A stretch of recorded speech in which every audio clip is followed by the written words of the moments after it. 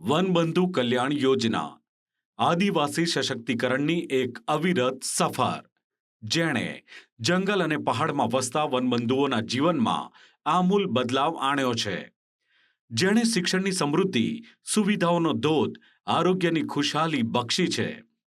વિચરતી વિમુક્તિ જાતિ વિસ્તારોની કાયાપલટ કરનાર યોજના છે આ વનબંધુ કલ્યાણ યોજના, જેની શરૂઆત વર્ષ 2007માં કરાઈ હતી. આ એ સમય હતો જ્યારે વિકાસથી વંચિત આદિવાસી વિસ્તારોમાં વિકાસ શબ્દ અંકુરિત થયો હતો. ગુજરાતના તત્કાલીન મુખ્યમંત્રી નરેન્દ્રભાઈ મોદીએ આદિવાસીઓના સર્વાંગી વિકાસનો સંકલ્પ કર્યો અને આ સંકલ્પનું પરિણામ જ છે વનબંધુ કલ્યાણ યોજના, જે મુખ્યમંત્રી ભૂપેન્દ્રભાઈ પટેલના નેતૃત્વમાં ફળીફૂત થઈ રહ્યો છે. જેના પ્રથમ તબક્કાની સફળતાએ અંતરિયાળ વિસ્તારોમાં શિક્ષણ, આરોગ્ય અને માળખાગત સુવિધાઓ પહોંચાડી લાખો પરિવારના જીવનમાં ઉજાસ પાથર્યો છે. આદિવાસી સમાજની આર્થિક ઉન્નતિ અને સામાજિક ગૌરવની સફળ ગાથા બાદ રાજ્ય સરકાર આ વનબંધુ કલ્યાણ યોજના 2 હેઠળ આગામી 5 વર્ષમાં 1 લાખ કરોડના ભવ્ય બજેટ સાથે સરકારે આદિવાસી વિસ્તારોની કાયાપલટ કરવાનું લક્ષ્ય નિર્ધારિત કર્યું છે. છેવાડાના વનબંધુઓને વિકાસની મુખ્યધારા સાથે જોડવા સરકાર મક્કમ ડગલા ભરી રહી છે. નવી યોજનામાં સ્માર્ટ શાળાઓ, આધુનિક હોસ્પિટલો અને હાઈવે કનેક્ટિવિટી જેવી આધુનિક સુવિધાઓ પર વિશેષ ભાર મૂકવામાં આવ્યો છે. આદિવાસીઓના સર્વાંગી વિકાસનો સંકલ્પ. સરકારનો સંકલ્પ યોજનાઓની અમલવારીમાં ઝળક્યો. પૂર્વ પટ્ટીના લાખો પરિવારોમાં પથરાયો પ્રગતિનો પ્રકાશ. વિચરતી વિમુક્તિ જાતિ વિસ્તારોની કાયાપલટ કરવાનો નિર્ધાર. જંગલ અને પહાડ સુધી પહોંચી વિકાસની લહેર. વર્ષ 2007માં શરૂ કરાઈ વનબંધુ કલ્યાણ યોજના.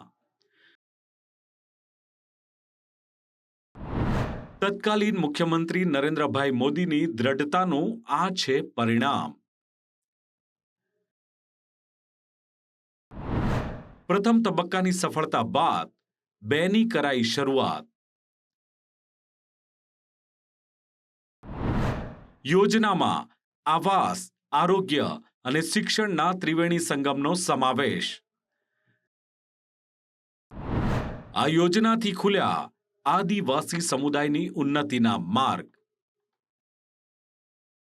વનબંધુ કલ્યાણ યોજના 2 માત્ર એક યોજના નથી, પરંતુ આદિવાસી સમાજના સશક્તિકરણનું માધ્યમ પણ છે. સરકારના મોડેલમાં શિક્ષણ માટે આધુનિક શાળાઓ અને હોસ્ટેલની સુવિધાઓ પર ભાર મુકાયો છે. આરોગ્ય ક્ષેત્રે અંતરિયાળ વિસ્તારોમાં પણ અત્યાધુનિક હોસ્પિટલો અને મોબાઈલ ડિસ્પેન્સરી કાર્યરત કરવામાં આવી રહી છે. રોજગાર ક્ષેત્રે સ્થાનિક કૌશલ્ય વિકાસ પર ધ્યાન આપીને યુવાનોને સ્વનિર્ભર બનાવવાનું આયોજન છે. આ ત્રિવેણી સંગમ આદિવાસી પરિવારોના જીવન ધોરણમાં ક્રાંતિકારી ફેરફાર લાવી રહ્યો છે.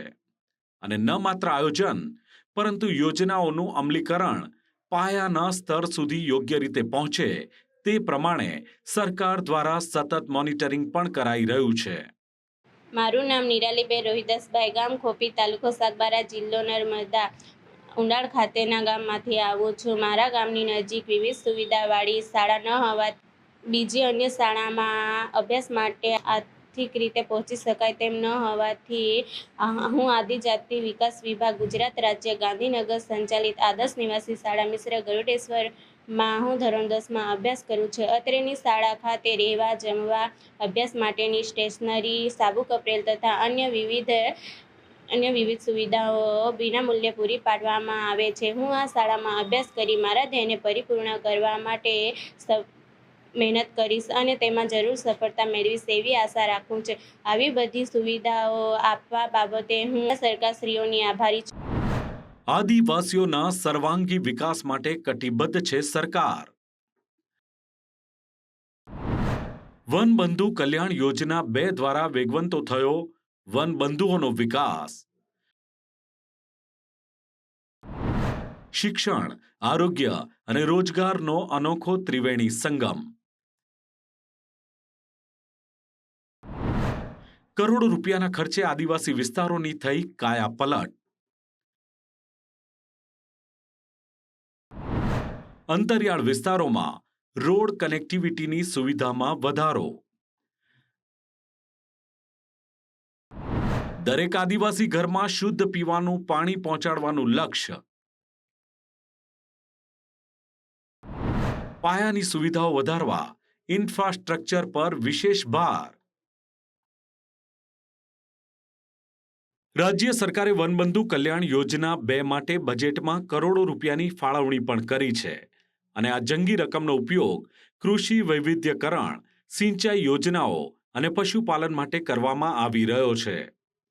આદિવાસી ખેડૂતોને આધુનિક ખેતી તરફ વાળવા માટે ખાસ સબસિડી અને તાલીમ આપવાનું લક્ષ્ય છે. તો આગામી વર્ષોમાં હજારો નવા મકાનો અને સામુદાયિક કેન્દ્રો બનાવવાનું પણ આયોજન કરાયું છે. આ વિકાસ કામો થકી આદિવાસી વિસ્તારોની આર્થિક સ્થિતિ દિવસે ને દિવસે વધુ મજબૂત બની રહી છે. રાજ્ય સરકારના આ વિઝનથી પાયાની જરૂરિયાતો હવે આદિવાસીઓના દ્વારે પહોંચી છે. સૌ આદિવાસીઓને એક કર્યા અને જળ, જમીન અને જંગલ માટે ઉલગુલાન સંઘર્ષની ક્રાંતિ આંદોલનની શરૂઆત કરાવી હતી. વડાપ્રધાનશ્રીના માર્ગદર્શન અને નેતૃત્વમાં ગુજરાતમાં પાલ દળવાળમાં વીરાંજલિ વન અને માનગઢમાં ગોવિંદ ગુરુ સહિત વન બનાવવામાં આવ્યું છે. આદિજાતિ સમાજની આસ્થાના કેન્દ્રો એવા દેવ મોગરા, શબરીધામ, પંપા સરોવર, ઉનાઈ માતા જેવા તીર્થ ક્ષેત્રોના વિકાસ માટે પણ આપણે અનેક પગલાં ભર્યા છે. છેલ્લા 20 વર્ષમાં આદિવાસી વિસ્તારમાં શિક્ષણનો વ્યાપ વધારવા માટે 47 Eklavya model residential school, 43 girls literal residency school, 12 model school અને 75 આદર્શ નિવાસી શાળા કાર્યરત થઈ છે. જ્યાં એક સમયે સાયન્સ સ્કૂલ પણ નહોતી, ત્યાં આજે મેડિકલ અને એન્જિનિયરિંગ કોલેજની સુવિધાઓ મળતી થઈ છે. પંચમહાલ જિલ્લામાં ગોવિંદ ગુરુ યુનિવર્સિટી અને નર્મદા જિલ્લામાં બિરસા મુંડા ટ્રાઇબલ યુનિવર્સિટીની સ્થાપના કરવામાં આવી છે. પીએમ જનમન અભિયાન હેઠળ આદિમ જૂથના કુટુંબોને પ્રધાનમંત્રી આવાસ યોજના અંતર્ગત 12,500થી વધુ આવાસોને મંજૂર કરવામાં આવ્યા. દુર્ગમ પહાડી વિસ્તારોમાં હવે રોડ કનેક્ટિવિટી પ્રાથમિકતા બની છે. વનબંધુ યોજના હેઠળ પાકા રસ્તાઓનું નિર્માણ કરીને ગામડાઓને મુખ્ય માર્ગો સાથે જોડવામાં આવ્યા છે.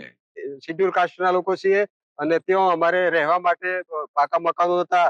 વરસાદ આવે એટલે અમે લોકો એકબીજાથી રાત્રે વરસાદ આવે એટલે આમ તેમ રાત્રે ઊભા થઈ જતા. અત્યારે અમારે નરેન્દ્ર મોદી સાહેબે પ્રધાનમંત્રી આવાસ યોજનાના કારણે અમારે પાકા મકાન બનાવવા. અત્યારે અમને રાત્રે વરસાદ આવે તો આરામથી અમે ઊંઘી જઈએ અને આરામથી અમે નીંદ લઈ શકીએ.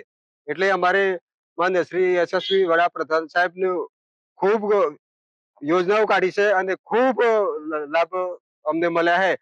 અને બીજું અમારે ખેતી સહાય હોય કે બીજું હોય તો અમને અમે ખાતર હોય કે કીટ હોય તો તમામ અમને સહાય મળેલા છે.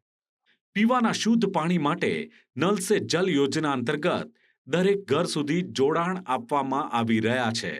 તો વીજળી અને ઇન્ટરનેટ કનેક્ટિવિટી વધારીને ડિજિટલ સાક્ષરતા પર ભાર મૂકવામાં આવ્યો છે. ઇન્ફ્રાસ્ટ્રક્ચર મજબૂત થવાથી પરિવહન સરળ બન્યો છે અને આર્થિક ગતિવિધિઓએ વેગ પકડ્યો છે. સરકારનું લક્ષ્ય છે કે કોઈ પણ આદિવાસી વિસ્તાર સુવિધાથી વંચિત ન રહે. આદિવાસી સમુદાયની ઉન્નતિનો માર્ગ. સરકારે આદિવાસી ઉત્થાન માટે કરી કરોડોની ફાળવણી. યુવાનોને રોજગારી માટે કૌશલ્ય તાલીમની પણ જોગવાઈ. ખેડૂતોને ખેતી માટે સબસિડી અને આધુનિક સાધનોની સહાય. એકલવ્ય મોડેલ શાળાઓ દ્વારા શિક્ષણનો વધ્યો વ્યાપ. આદિવાસી વિસ્તારોમાં નવી હોસ્પિટલોનું નિર્માણ કાર્ય તેજ. મહિલા સશક્તિકરણ માટે સખી મંડળોને મજબૂત આર્થિક ટેકો.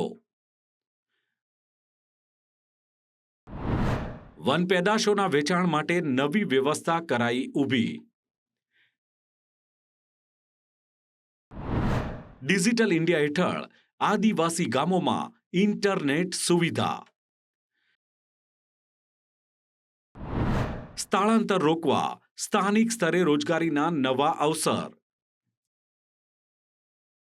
આંકડાકીય દ્રષ્ટિએ જોઈએ તો હજારો કરોડોના પ્રોજેક્ટ્સ હાલમાં પ્રગતિ હેઠળ છે અને છેલ્લા કેટલાક સમયમાં આદિવાસી વિસ્તારોમાં સાક્ષરતાના દરમાં નોંધપાત્ર વધારો જોવા મળ્યો છે. તો કૃષિ સહાય યોજનાઓ હેઠળ લાખો ખેડૂતોને બિયારણ અને સાધનોની કીટનું વિતરણ કરવામાં આવ્યું છે.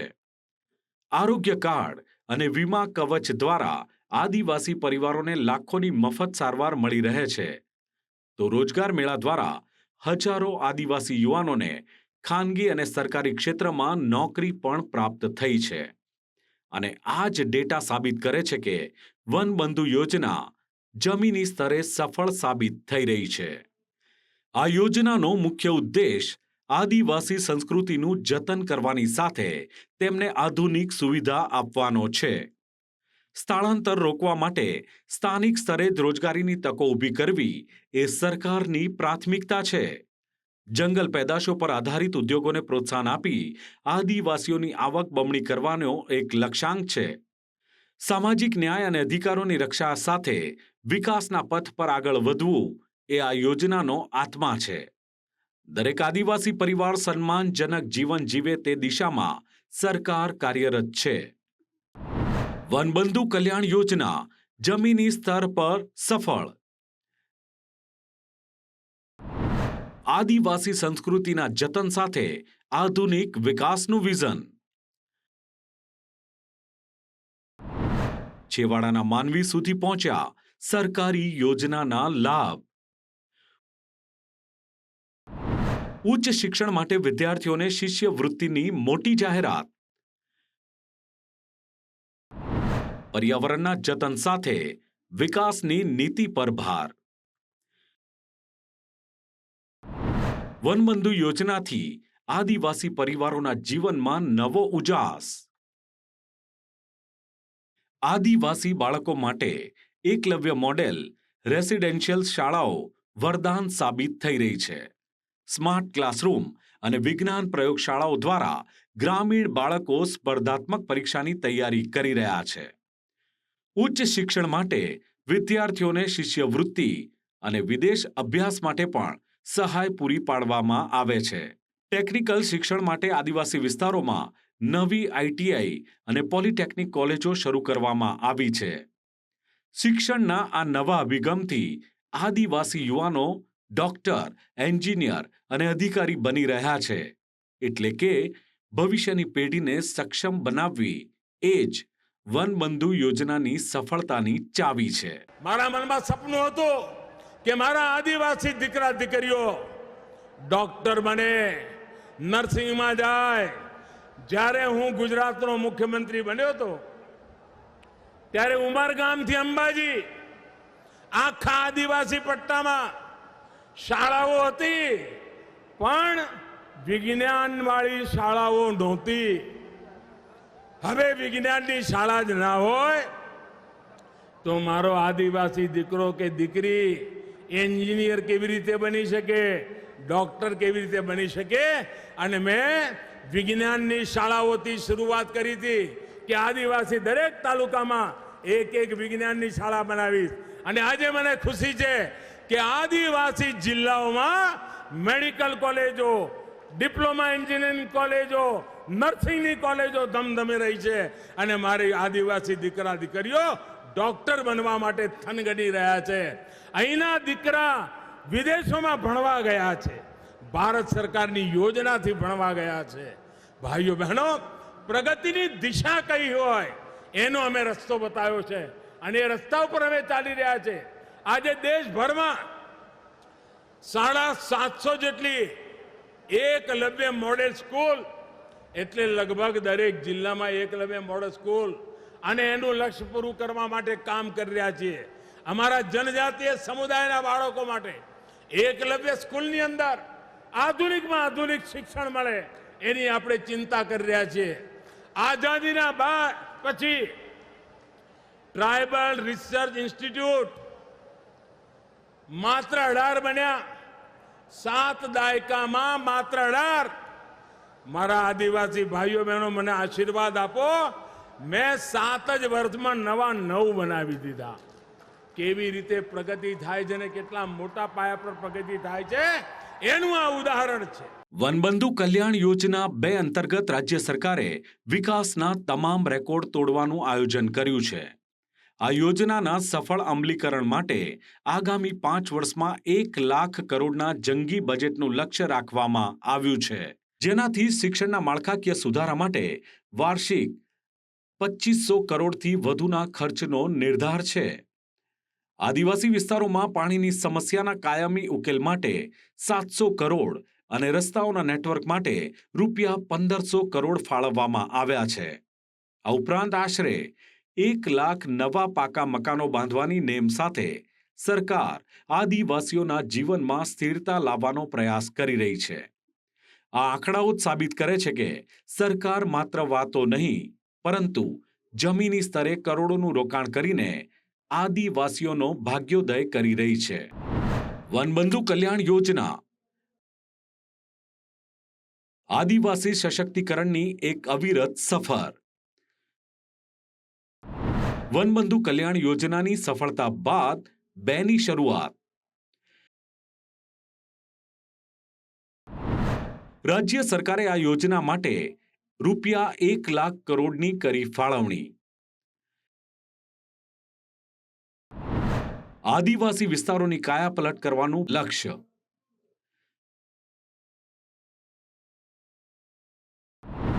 શિક્ષણ ક્ષેત્રના વિકાસ માટે વાર્ષિક રૂપિયા 2500 કરોડની માતબર ફાળવણી. આદિવાસી પરિવારો માટે 1 લાખથી વધુ પાકા મકાનો બનાવવાની નેમ. રોડ અને ઇન્ફ્રાસ્ટ્રક્ચર માટે રૂપિયા 1500 કરોડનું વિશેષ આયોજન. પીવાના પાણીની યોજનાઓ માટે રૂપિયા 700 કરોડનો ખર્ચ કરશે સરકાર. ખેતી ને પશુપાલન સહાય માટે વાર્ષિક રૂપિયા 500 કરોડની જોગવાઈ. વનબંધુ કલ્યાણ યોજના એક એવી યોજના છે જેણે આદિવાસી સમુદાયનું જીવન સદંતર બદલી નાખ્યું છે. એક એવી યોજના જે મક્કમ નેતૃત્વનું ઉમદા પરિણામ છે, જેણે આદિવાસીઓના ગૌરવવંતા વારસાને જાળવીને તેમને આધુનિક સુવિધાઓથી સજ્જ કર્યા છે.